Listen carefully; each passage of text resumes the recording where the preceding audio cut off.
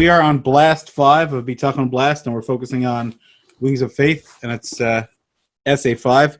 Can you rely on wealth? And I know a lot of people talk about emotional stability and financial stability in their lives, so let's focus on finances, which is a large part of what Bitachon's about. So Rav Asher says, don't be so diligent to become rich. Hashem can take it all away in a moment. It can be gone one morning. The Rav Valachal Moshe was a very close friend of Rav Asher. His name was Ramosha Ram Zatzal. And he had a friend in Mexico. His friend went to sleep one night as a billionaire, which often happened to a lot of people in Mexico, and he woke up the next morning penniless. He read the morning paper and he exclaimed, I'm ruined. The government changed the currency, rendering his fortune worthless. What a tragic and chilling event that gets one thinking about all that we are secure about. One woman spent her entire career saving for retirement, investing millions of dollars, her entire life savings. She did not follow any financial news, but simply relied on her broker, who helped her with valuable investment advice over the years. After she retired, she called him to check in and asked for advice about booking her yearly exotic vacation. She told him that she had two ideas. One idea was to visit the Fiji Islands in a private area for $50,000, and the other option was to go to the Bahamas, which would only be a meager $20,000. Which would you recommend, she asked. He replied, Madam, you can't afford either. She was in utter shock. What do you mean? You have no money. You can't even go to a broken-down hotel in Florida where the poor people take a vacation. As a matter of fact, you can't even continue to live in your Park Avenue apartment. You have not a penny to your name. Bernie Madoff stole everything, every penny of yours. Bernie Madoff was someone that Rav Asher loved talking about, not because of what he did, not because it was a tremendous Chil Hashem and tragic, but it really just shows how a person could rely on wealth and think that he has it, and in one moment it's not there. And that part has a lot to do with Bitachon. The next week she hired herself out as a maid so she could support herself. So one never knows what's going to happen with their money, but the only thing that when one does know is that Hashem is in charge, whatever happens. The Chovos HaLevavos writes that there are cases in which people have money but cannot use it for their own personal use. And now Rav Asher tells over a famous story from the 70s. The richest man in the world before Bill Gates was Howard Hughes. He was born in 1905 and he died in 1976, a very miserable man. He lived a grandiose life, and then something got into his mind, and he became afraid of germs in the most obsessive manner. He spent most of his life earning money as a workaholic, and when he stopped working to enjoy what he had, he was so disturbed and scared of germs that he couldn't enjoy any of it. In fact, he probably would be very, very comfortable in today's world where everybody's scared of germs. The other richest man in the world was the last Shah of Iran. His name was Mohammad Raza Shah Pahlavi. He was born in 1919 and died in 1980. He granted an old political enemy named Ayatollah Khomeini, Yamach Shemo, permission to return from France back to Iran, only to be overthrown by this man. He resigned and tried to find refuge with his wealth in many countries, only to be repeatedly turned down by all of them for a long-term move. He died at 60 after a terrible illness, 2 failed assassination attempts, and being denied refuge by Egypt, Morocco, Bahamas, Mexico, and the USA. His money did nothing for him. My point here is not to curse all rich people or to claim that all people with money will be brought down. Not at all. It's just to hammer home the perspective that firstly, Hashem lowers those who become haughty, and secondly, trusting one's riches is foolish because money can come and go in a moment.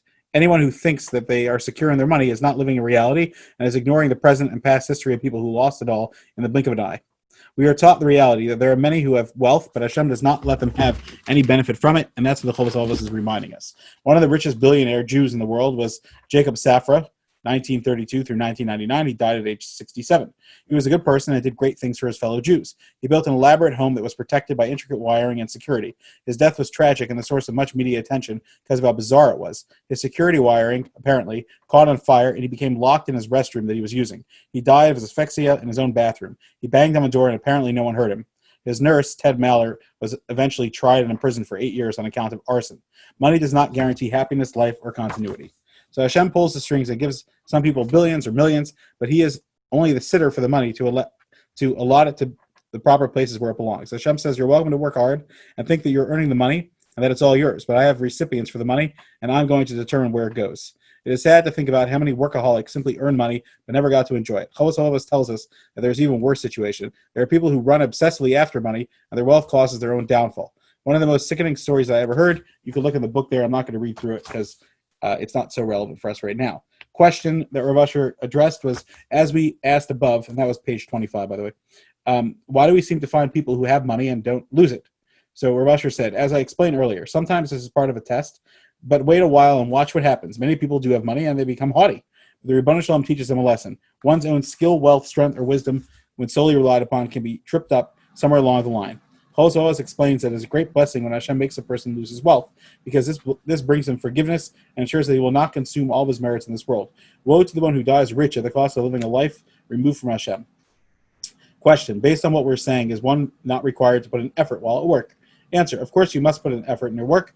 If you are doing work, you cannot be a slouch. Yaakov Avinu was a shepherd. He showed us that you must work hard according to what the job demands. You must be dependable, reliable, honest, and diligent, not sloppy and unprofessional. Shulchan Aruch dictates that you must be honest at work and cannot be deceitful. Our point here is that while you are working hard, maintain the correct perspective that Hashem is the one who provides you with your sustenance. And this is where I always say that many of the stories about Bitachon sometimes are a little bit of a throw-off, because they seem to point to the idea of someone that has wealth is bad, and that's not at all what he's trying to say. But it's the attitude that someone has towards wealth that can be damaging, and it's the same thing with the opposite. Someone who does not have the right perspective about their hishtadlus, about the things that they're doing, that becomes a point of damage. I want to share with you a story about Rav Asher that he used to always tell us for Shavuos, and even though we missed it by a week, and we know that you have 7 days to make up Shavuos, so we've already missed the deadline on all accounts of the 7 days of Shavuos, because there's the regular 1 day of the Yantif, and then you have Tashlum and Kol Shiva, the 7 days you can make it up. But it's a very timeless lesson, and Rav Asher used to tell us over on Shavuos. So he was very good friends with Hanoch Teller. So I'll tell you the story that he told over. So basically, Rav Asher used to always say that the Gemara tells us that Hashem asked all the nations, "Do you want the Torah?" And their response was, "Mak sivbe." What does it say in it? Before I want to sign a document or accept it, I want to know what it says, right? Seems like a pretty fair question. So when Hashem came to Esav, he says, "You're not allowed to murder." So they said, "Forget that. That's our whole life. That's what we do. We do that for a living." And he came to the Bnei Moab and Ammon, and they said, "Mak sibbe," what does it say? And he said, "No adultery." And they said, "Oh, forget it." And Bnei Lot, right? We come from Lot. That's our whole essence. And all the nations, all right, he came to Yishmael, you can't steal. All these, tell an Arab they can't steal. Forget it. That's our whole lifestyle. Then he came to the Jews, and the Jews said, "Na'aseh v'nishma." So there's many kashas on this Maimer Chazal, which again, for those who do Daf Yomi, there's always an amazing overlap between, the Gemara that talks about Kabbalas HaTorah was literally 2 days after Kabbalas HaTorah, 2 days after Shavuos on Shabbos Peiches. But anyway, so he came to the Jews, and the Jews don't ask any questions. They say, "Hashem, Na'aseh v'nishma," whatever you want, that's what we're going to do. So the famous kasha is that it's not fair. When the Goyim asked this very seemingly fair question, what does it say in it? They were told the one thing that's the hardest for them. But so says Rav Asher that no, that is the essence of Torah. Torah is meant to break our hardest midos. Torah is meant to help correct us and to fix us. And so it was an actual proper portrayal of the Torah itself. That when they asked Hashem Mak Sivbeh, so that means that they're already considering, well, God, if you're going to ask me for something and it's too hard, then I'm already not interested. So they got a very fair answer. Hashem told them the truth, that I'm going to ask you to break your nature and to become something even better than what you are. And so that's why they were told the exact thing that contradicted who they were, because that's what Torah is about. It's about breaking who you are. And Bitachon's also about breaking who you are. You think that person could hurt you. You think that person could give you good things, etc. Bitachon's all about recognizing it only comes from Hashem. And so the second you said Mak Sivbe, Hashem automatically says you don't know what the Torah is all about, because you're already now questioning whether you're willing to break yourself. Whereas the Jewish people, they got the Torah, their immediate response was, "God, we know the drill. Na'aseh v'nishma. We're going to do it, even though it's hard. We're going to do it anyway." And that's what Kabbalas HaTorah is. So the story with Hanoch Teller is that in the early 90s, there was something called a Palm Pilot. Now it has been replaced by many things. It was probably a precursor to the iPhone. But anyway, so you were able to store different svarim on there. And in the early 90s, they were very popular, and a lot of Rosh Yeshiva, including Rav Asher, got one, and he liked it. He actually used it until late into the 2000s. We kind of used to make fun, and it was almost funny that he had one. But he would store things. He had Shas and Mishnayos. And so Hanoch Teller told Rav Asher a story. He said, "Rav Asher, I thought of you. I want you to hear a story." And Rav Asher said that it's Emes Lamito Shel Torah. It's an amazing, beautiful story, and he would tell it over before Shavuos. So Hanoch Teller was traveling, and he sat down next to a Jew on a plane, and the Jew said, "Oh, you also have a Palm Pilot?" He said, "Do you know that they just put out Sefer HaMitzvos, the 613 mitzvos. You want me to beam it to you? That's how I used to transfer it. That was like the precursor of Bluetooth. So he said, sure, I'd love to. I'd love to get it. Is it free? He said, yeah, it's one of the free ones. Don't worry. So he said they put their devices next to each other before the plane took off. And Hanoch Teller said that his heart skipped a beat because on his screen, on his palm, it said, sending 613 mitzvahs, do you accept? And Hanoch Teller said I started to sweat, and I thought to myself, I don't know if I accept. I don't know if I want to do all 613 mitzvahs. And he felt that struggle inside himself, which is such a normal struggle. And so all of a sudden, he said, yes, I accept. He pushed the button, and he accepted it.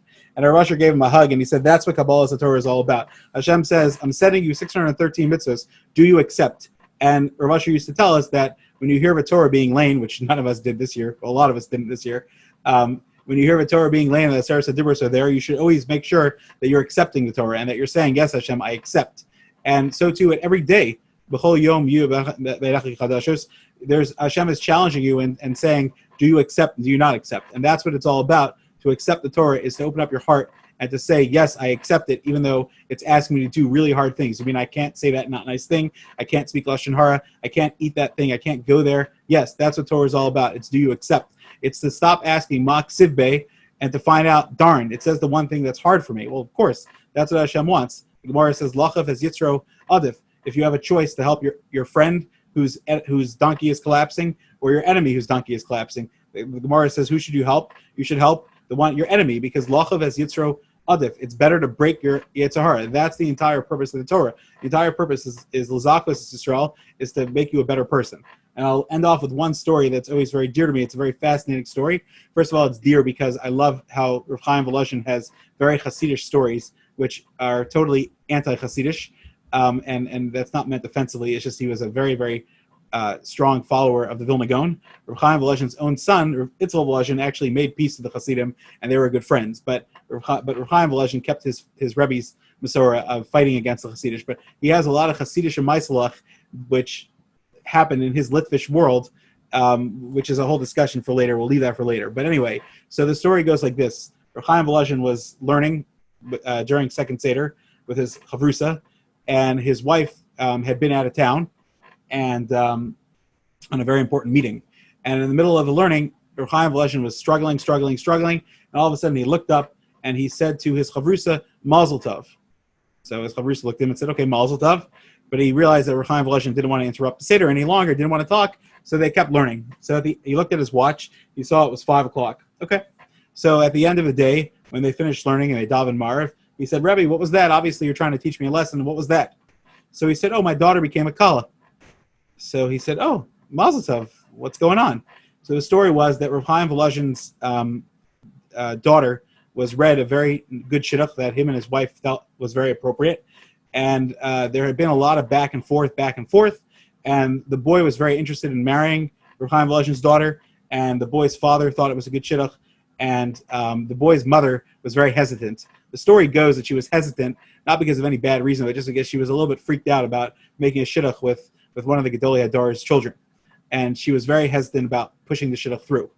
So anyway, so Rav Chaim Volozhin's wife and daughter traveled to the city, which was a few towns down, to finish off the shidduch. And it wasn't going so well, and the mother was just saying, no, I just don't think it's a match, etc. And finally, the mother relented to her husband and son, and they completed the shidduch, and they wrote the Tanam, etc. And when she came back to town, she reported that it happened exactly at 5 o'clock. They had been negotiating all day, and they finally came to agreement at 5 o'clock.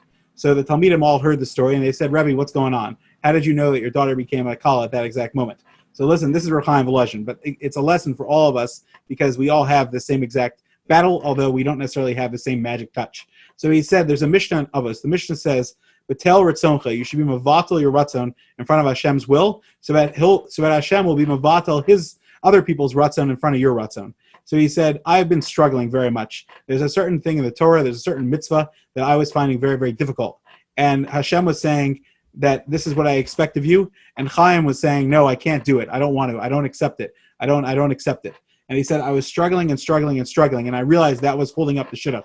And so he said, as we were learning together, I was working on myself, and I broke it, and I accepted it. And I said, Hashem, Naaseh v'nishma, I accept your mitzvah. He didn't explain what it was or what his battle was. He just said, I felt that battle. And he said, so at that moment, I was mevatel my ratzon to Hashem, and so I knew that Hashem was mevatel the mother-in-law's ratzon to my daughter and my wife and I, and Mazel Tov, my daughter became a kala. So obviously, we're not on that same level. It's a great Hasidic Shemaisa, right, from Chaim Volozhin.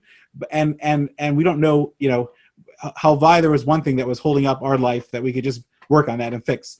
And there's a lot of stories of Chaim Volozhin about that exact part. He was very into his own inner world and very aware of his own inner world. But the point is that the point practically for all of us is that there are areas of everyone's Torah where we read it and we say that's hard. Keeping Shabbos for many of us is very easy.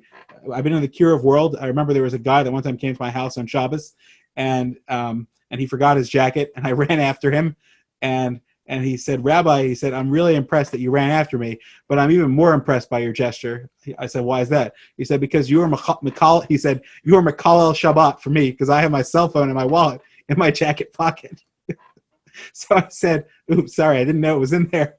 But anyway, he's like, thank you, Rabbi. But I this guy, I kept in touch with him, and eventually, I don't want to say he kept Shabbos, but he gave it a try. Remember, this guy grew up without Shabbos at all. He had an MD and a MBA. Very smart guy, Stanford University guy. But the point is that for him, it was a challenge because he met me. He was 55 years old, and his life was already set. And to hear about Shabbat, etc., that was a big change for him. But for most of us, that's not a challenge. But for other people, we have what's called, what Rav Dessler describes it, our nekudas habachira, our spot of free will, that for us is a challenge. And so for him, the challenge was whether he drive to my house or not. But he still had to bring his wallet and his keys. But for us, our challenge is whether we say that Lashon Hara, whether we go somewhere, whether we see something, whether we do something that we shouldn't be doing. So for each of us, there's a battle of Mak Siv Bey where we fight against God and say, but I want this. And Naaseh v'nishma, where we say, I accept. And that's where Bitachon comes in, where we could feel that battle, we could feel that friction, but we could also recognize that, hey, I'm trying my best. So we should be zocha that as we go through life with Bitachon, that we should be more aware of that battle and that we should be able to pass it and feel the success and salvation of being stronger with everything that we do. Wish everybody a great week. Take care.